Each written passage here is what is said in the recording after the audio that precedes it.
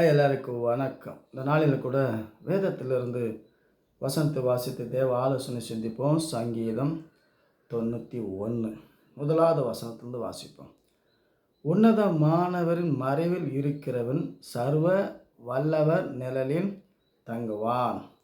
நான் கர்த்தரை நோக்கி, நீர் என் அடைக்கலம், என் கோட்டை, என் தேவன், நான் நம்பி இருக்கிறார் என்று சொல்லுவேன்.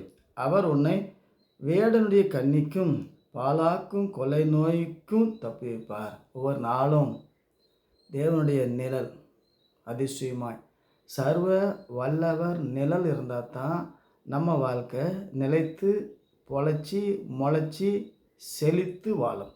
ஆகவே தேவனுடைய பிள்ளைகளுக்கு தேவன் நிழலாக இருக்கிறார்.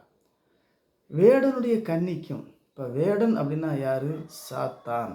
அவனுடைய கன்னிக்கும், இன்றைக்கி கன்னினா எல்லாத்துக்கும் தெரியும். நம்ம எப்படி குருவி பிடிக்கிற கன்னி, மொசை பிடிக்கிற கன்னி, அதே போல் சாத்தானும் பல இடத்துல கன்னி வைத்திருக்கிறான். கன்னி வைத்திருக்கிறான் என்றால் என்ன அர்த்தம்? சிலை செஞ்சு வைத்திருக்கிறான். சிலைத்தான் கன்னி. அதுக்கு தப்பி நடக்கணும். நோய்க்கு பேய்க்கு தப்பி நடக்கணும். இதுக்கெல்லாம் தப்பிச்சாலும் தப்பிக்காவிட்டாலும் ஒரு நாள் இந்த பூமியை விட்டு நம்ம போக போகிறோம். ஆனால் இந்த கன்னிக்குதே, இந்த சிலை என்னும் கன்னி அதில் சிக்கிக்கிட்டா பரலோகத்தில் பிரவேசிக்க முடியாது. ஆகவே வேடனுடைய கன்னிக்கும் பாலாக்கும் கொள்ளை நோய்க்கும் மத்தியானத்தில் பறக்கும் சங்காரத்துக்கும் விளக்கி தேவன் நம்மளை பாதுகாக்கணும்.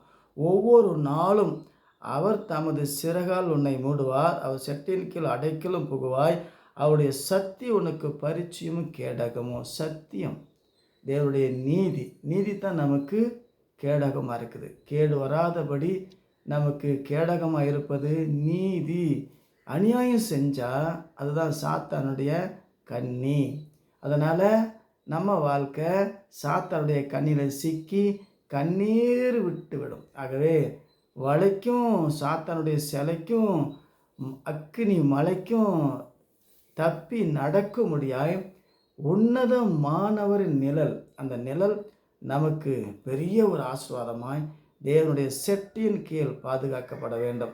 ஆகவே தேவன் தான் அதிசயமாய் நமக்கு நிழலாக இருக்கிறார். நம்ம வாழ்க்கை நிழலை போன்ற வாழ்க்கைக்கு மனுஷனுடைய வாழ்க்கை நிழலை போன்று உள்ளது. ஆகவே தேவனுடைய நிழல் தான் நிஜமான வாழ்க்கைக்கு பாதுகாத்து எல்லா கன்னிக்கும், எல்லா நோய்க்கும், எல்லா பேய்க்கும், எல்லா விபத்துக்கும் போராட்டத்துக்கும் இந்த நாளில் எதை பார்க்கணும், எதை கேட்கணும், எதை பேசணும், எதை செய்யணும், தேவனுடைய சத்தியத்தில் இந்த நாளை கடந்து வரும்போது அவருடைய நிழல் நமக்கு பாதுகாப்பாக இருப்போம். அவர் தான் அரணும் கோட்டை மாறுது தேவன் நம்மளை பாதுகாப்பாக. இந்த நாளில் கூட கர்த்தாவே உடைய பிள்ளைகளுக்கு உன்னதமானவருடைய நிழல், உம்முடைய நிழல் எங்களுக்கு நிஜமாக எங்களுக்கு பாதுகாப்பாக இருப்பதற்காய் நன்றியுடைமை துதிக்கிறோம். உம்முடைய செட்டின் கீழ் அடைக்கலம், எங்களுக்கு அடைக்கலம் தந்து எல்லா சாத்தானுடைய கண்ணிக்கு நாங்கள் தப்பி உம்முடைய வார்த்தையில் நிலைத்திருந்து இந்த நாளை கடந்து வர தேவன் தாமே அனுகிரகம் செய்ய முடியாது நாங்கள் செபிக்கிறோம். அப்படி நாமத்தில் கர்த்தராகிய இயேசு கிறிஸ்து நாமத்தில் யாரெல்லாம் ஞானஸ்தானம் எடுத்து ரட்சிக்கப்பட்டாங்களோ அவங்களுக்கு உம்முடைய நிழல் பாதுகாப்பாக இருப்பதற்காய் நன்றியோடு துதிக்கிறோம். ஆசீர்வாதம் பெறப்பட்டு காத்துக்கொள்ளும். இயேசு கிறிஸ்து நாமத்தில் செபிக்கிறோம் பிதாவே. ஆமென்.